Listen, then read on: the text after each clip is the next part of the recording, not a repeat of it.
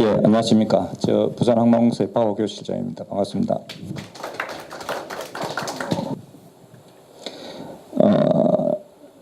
저 목차는요, 우리 사업 추진 현황은 우리 신항의 이제 건설 중인 자동화 시스템 개념, 큰 화물 하역 이송 체계, 또 운영 시스템 결정, 여기 중요한 부분이거든요. 여기서 이제 중점 고려 사항이 있습니다.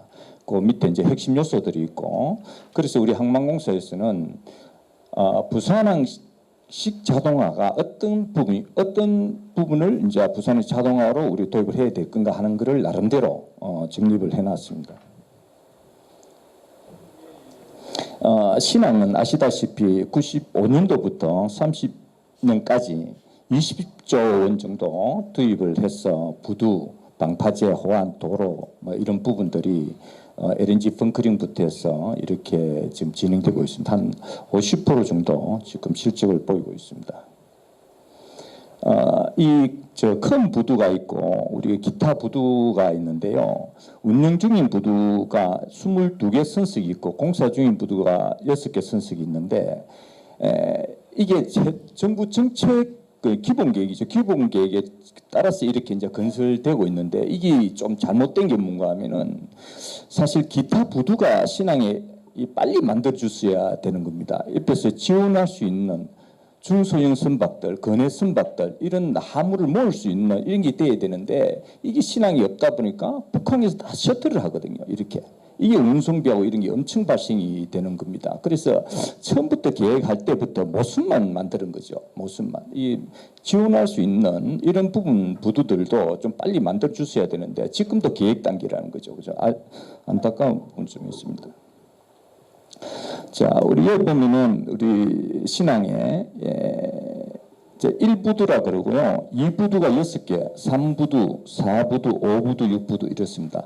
저는 이제 스컨 부두인데 요거 제가 왜 말씀드리면은 1-1단계, 1-1단계, 1-2, 2-1단계, 2-2단계,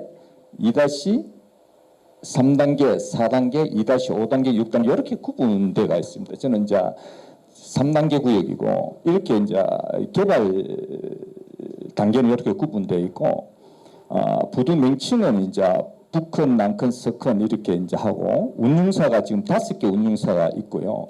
6개 운영사가 있고 앞으로 또 7개 운영사가 들어갈 것이고 이렇게 돼 있는데 지금 북한에도 운영사가 많은 부분을 통합 운영하다고 얘기하고 있지 않습니까? 그런 상황인데도 불구하고 신항에 자꾸 운영사가 생성되고 있다는 거죠. 그래서 우리 부산의 경쟁력이 자꾸 떨어지고 있다. 이런 좀 볼 수가 있습니다. 자, 그래서 우리가 지금 자동화 부두를 건설 중인 석컨 부두를 지금 얘기하고 있거든요. 이 부분에. 제가 지금 다음 도면을 보여드릴 건데 1부두, 2부두, 3부두, 4부두는 부두가 이거 CY가 수평별로 되어 있고 2-3하고 4는 수직별이 이렇게 되어 있습니다.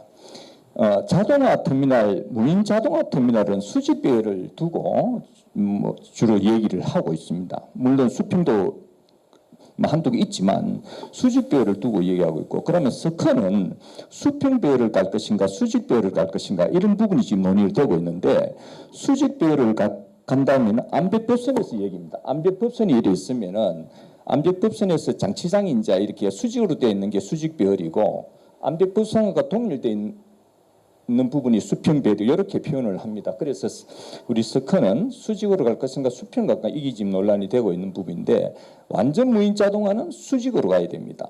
이게 지금 이제 그래서 우리 신항에 도입된 수직배열이 2개가 있습니다. 터미널 지금 건설 중인 부두가 있고 운영 중인 부두가 있습니다. 그러면 우리가 부산항에 수직배열을 도입하려 그러면 이거를 분석을 해야 되지 않습니까? 이게 수직배열되어 있는 터미널 운영 부두를 분석을 해서 어떤 부분이 문제가 있고 운영상에 문제가 있고 경쟁력이 떨어지고 다른 부두들하고 이런 걸 검토를 하고 다음 단계에 들어가야 되는데 우리 검토가 좀 되지 않고 세계 추세에 따라서 이렇게 하고 있다. 여기에 지금 조금 안타까운 부분이 좀 있습니다. 자, 제가 뭐 석컨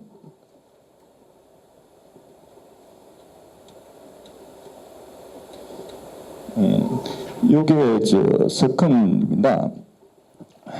석컨인데 암벽법선에서 수평으로 가고 있는 장치장이 있습니다. 이렇게 있고 우리가 크게 이제 부두를 이게 단면을 이제 이렇게 잘라서 보면은 선박이 있고 암벽 크레인이 있고 YT로 이제 저 수송을 해서 TC로 와서 장치장으로 와서 이렇게 또 게이트로 나오고 안 그러면은 공큰이라든지 개폐화물이 이렇게 장치가 이렇게 이제 단면 구조가 형성되어 있는 거죠.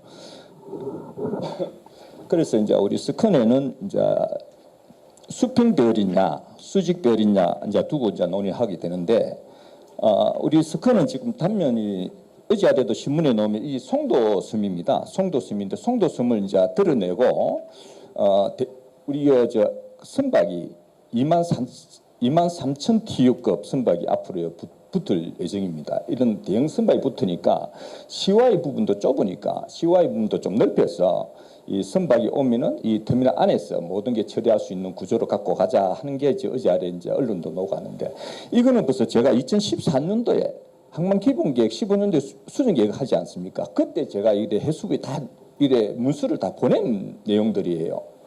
그 안타까운 부분인데 이거를 왜 안타까워하면은 이 부두는 벌써 건설이 지금 한 60-70% 지금 건설되고 있습니다. 그런데 이 섬이 그대로 남아 있어요. 이런 부분이 같이 가져야 된다는 거예요. 그래서 우리가 이 정책 계획, 기본 계획하고 또 물류나 운영이나 건설이나 이런 거를 쫙 흐름이 가야 되는데 이 다 단절돼 가시죠. 기관도 단절되어 있고 운영사도 단절되어 있고 건설하는 기관도 다 단절되어 있고 이러니까 이게 우리 계속적으로 비용이 많이 발생되고 이게 부두가 생산적이고 효율적으로 건설되고 있지 않다. 또 사용하고 이용하고 운영하는 운영사들도 부두에 문제점이 많다 하는 게 지금 계속적으로 얘기 나오고 있는 거죠. 이거를 또 우리가 지금 AMP 선박 또 LNG 선박 뭐 이런 거 전기 이제 우리 AMP는 전기 공급이죠. LNG 주인 선박 하면은 이 부두에서 이런 거를 암벽이잖아요. 저반 시설인데 여기서 그런 설비를 갖춰줘야 돼요. 그런 거를 미래에 아까 전에 앞에 발표가 많았지 않습니까? 그러면은 전기 선박을 상승 선박이 온다 그러면 그 맞는 인프라 설비들을 다 갖춰줘야 돼요. 이게 한번 건설하는데 다시 건설하기 쉽지가 않아요. 왜냐하면 이 개성 구조물이기 때문에 콘크리트 덩어리거든요. 콘크리트 구조물이지 않습니까? 이거를 다 칼로로 파야 되는데 이 파기가 쉽지가 않아요. 파기 되면 또 배가 못 되죠. 배가 못 되면 하역이 안 되죠. 하역이 안 되면 운영 손실이 발생되죠. 이런 게 운영 중인 부두는 정말로 공사하기 힘들어요. 운영 손실은요.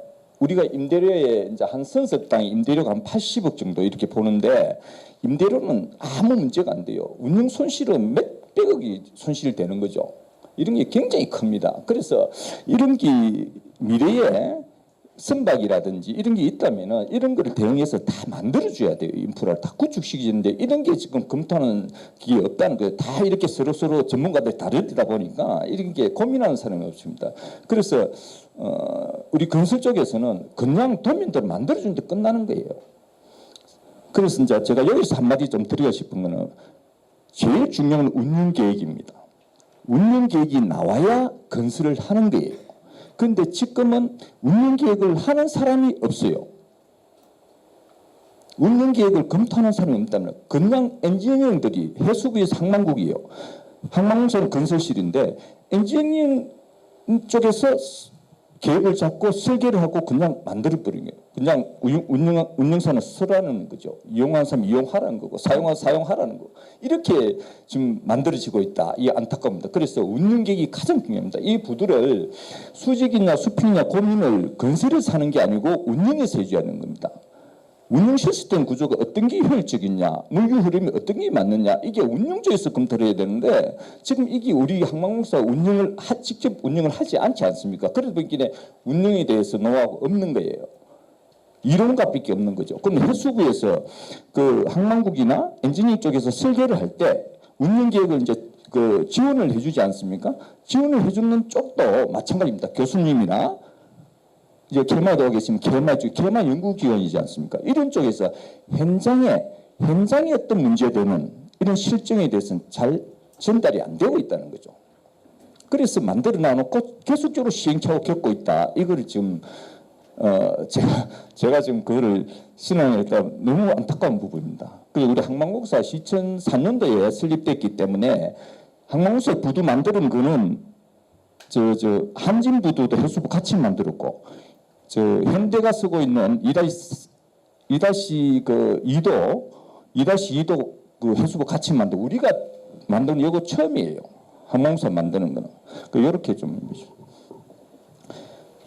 여기 이제 수직배열이에요. 수직배열인데 아까 수평배 다르죠. 이게 이제 일순 전달 체계가 다릅니다. 이게 TC는 있는데 AGV라는 게 자동으로 전달되는 이런 시스템 구조가 되어 있는 거죠.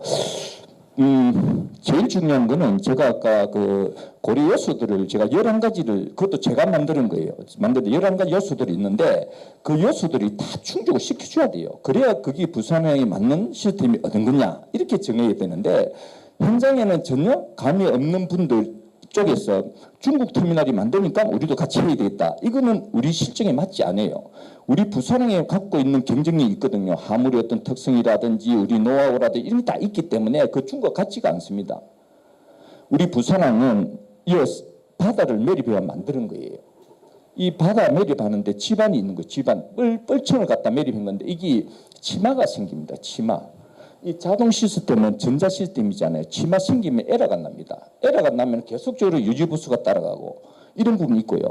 나중에 말씀드리지만 중국에서는 우리나라는 자동화가 없기 장비가 없고 전자 시스템이 구축이 안 되어 있기 때문에 중국을 도입하면 100% 중국한테 의존할 수밖에 없죠. 장비도 100%, 유지보수도 100%, 모든 게 중국 100%, 돈 돌락한데 다 줘야 되고 이렇게 해서 된단 말이죠. 이렇게 만들죠.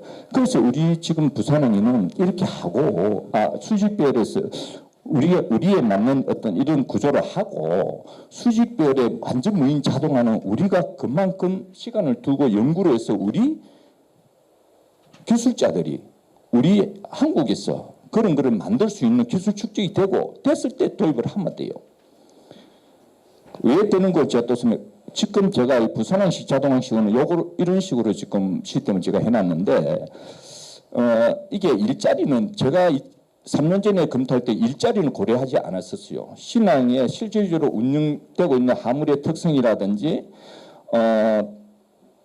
또 이송 체계라든지 또 건설이라든지 또 운영사의 어떤 투자비 횟수 관점이라든지 여러 가지를 고려해서 제가 만드는 거거든요. 만드는데 그때는 일자리를 고려하지 않았었어요. 그런데 불구하고 이게 맞는 거예요. 제가 볼 때 맞는데 지금은 외국에서 하니까 그렇게 해야 된다는 논리를 지금 그렇게 얘기하고 있지 않습니까? 이거는 제가 보기 맞지가 않다는 겁니다. 그래서 앞으로 돌아갔어요. 제가 짧게 하겠습니다. 자, 이제 이렇게 건설되고 있고요. 그래서 우리가 최단도를 만들고 다음에 이것도 고민을 해야 되지 않습니까? 앞으로 운영을 어떻게 할 건가? 앞으로 이 부두들은 암벽에 크게 경쟁력이 지금 현실을 못 따라가요. 이게 왜 그러냐면 부두에 그 수심도 그렇고 접안 능력도 그렇고 크레인도 그렇고 뒤에 장치장도 그렇고 모든 부분이 부족한 부분이 많아요. 그래서 이거를 만들고 다음에 이쪽에는 부산은 국제 경제 항만이기 때문에 그런 식으로 만들어 가야 된다는 것을 제가 말씀드리고요.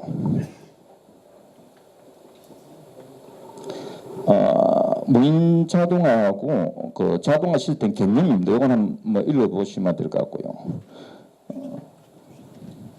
자, 이 수평벨이잖아요. 수평벨, 아까 수평벨인데 화물은 전달 체계가 간단해야 됩니다. 전달 체계가 간단한 의미는 하역 장비가 간단하고 유지보수가 간단하고 부품이 간단하고 인력이 작게 들고 이런 게 전달 체계가 간단해야 됩니다. 그래서 보시면은 선박에서 A프로 왔다가 장시장 갔다가 게이트 빠지나는 간단하죠. 요 이제 장비가 암벽 크레인이 있죠. QC 크레인이 있고 YT가 있고 TC가 있고 로드 트랙터 RT가 있고 이렇게 게이트를 빠져나갑니다. 일반 저크는 이렇게 가고 공컨하고 계피 화물이라든지 쇠관에 이런 이제 검사 방역 업무들이 또 컨테이너들이 있습니다. 이런 체계는 선박에서 F로 왔다가 바로 이제 공컨이나 이런 식으로 바로 가는 거죠. 공컨이나 위치에다가 YT로 전달하기 때문에 가고 싶은 목적지다 바로 갑니다. 이렇게 하는데 자동화 터미널은 그렇지 않습니다. 그 다음 페이지를 보시면. 자동화 터미널 수직 배열이죠. 아까 전에 이런 전달 체계는 엄청 전달 체계만 지금 신흥이 스텔키를 AGV나 스텔키를 쓰는데 쓰고 장치를 갖다 TC를 갖다 RT로 가는 거예요. 가고 이 지금 전달 체계가 엄청나잖아요. 이 전달 체계 이 복잡한 거예요. 한번 보시면 돼요. 그래서 제가 얘기한 수평 배열에 가는 게 맞다는 거를 제가 다시 한번 말씀드리고 이렇게 수직이든 수평이든 부산항에서 고려해야 될 사항을 11가지 제가 나열을 했었습니다. 제일 중요한 건 생산성, 운영의 효율성이죠. 그리고 화물의 특성, 또 고객, 선사 관점에서 봐야 돼요. 화물은 우리가 이제 전부 다 수출 화물이니까 선사 관점에서 봐줘야 된다는 거죠. 이런 관점. 기존 터미널하고 연동의 관계, 이제 통합 운영이 되면은 장비도 호환에 같이 쓰고 부품도 같이 쓰고 수리도 같이 쓰고 이런 부분. 투자비 횟수 관점이 중요하죠. 운영사가 내가 그 부두에 들어간다 그러면 그 투자비 횟수 관점이 가장 중요하지 않습니까? 이런 게 중요하고 노무인 문제도 이제 노무인 문제는 수평과 수직은 차이점 YT가 그 선석당의 노무 인력이 80%를 차지합니다. 자, 수직은 YT가 없거든요. 수평은 YT가 80% 차지하는 거예요. 그래서 강원 노조는 이제 수평으로 해도 이제 수평으로 하자 이렇게 해서 이제 고용 문제 해결하자 이런 얘기고 또 아까 말씀드린 자동화 시스템 개발 수준이 지금은 100% 해외에 의존해야 돼요. 의존 이게 아니다는 겁니다. 우리나라의 그 전자 시스템 개발해서 많이 수출을 하지 않습니까? 그런 부분 우리나라에서 그쪽을 시켜가지고 우리나라에서 시스템을 개발하면 됩니다. 장비도 개발하면 되고 그런 역량이 충분히 있는데 그런 자리가 없다는 거죠. 해줄 수 있는 지금 그런 거를 테스트 베드를 설치해서 한 5년이나 10년 연구해서 3단계에는 그런 거 만들어 가자 하는 게 이제 그 얘기입니다. 또 아까 근데 신의 건설의 어떤 공사의 특성 연락 기반을 매립을 했기 때문에 자꾸 치마가 생기면 안 되지 않습니까? 굉장히 문제가 있는 거죠. 이제 이런 부분이 있습니다. 여러분도 한번 참고해 주세요. 제일 중요한 건 또 유지 보수했던 관계도 있다는 거죠. 그래서 요거는 아까 11가지 중에서 6가지를 좀 나열해 놓은 부분이고 한번 읽어보시면 될 것 같고요. 그러나 부산항식 자동화는 이제 안배경은 지금 무인으로 하고 있어요. 유인을 하고 있습니다. 유인. 그런데 앞으로는 안배경은 사람이 그렇게 인력을 일자리 잠식하지 않아요. 그렇기 때문에 그렇게 가면 되고 이제 이송하는 것도 지금은 유인을 하고 미래에 그런 기술이 개발된다면은 유인으로 가는 부분에서 항우 노조도 수긍을 하는 부분입니다. 이런 부분에서 그 지금은 이런 부분은 유인으로 가자 하는 부분이고 야도는 전다 지금 무인으로 다 가가 있습니다. 100% 거의 신앙인 100% 가가 있습니다.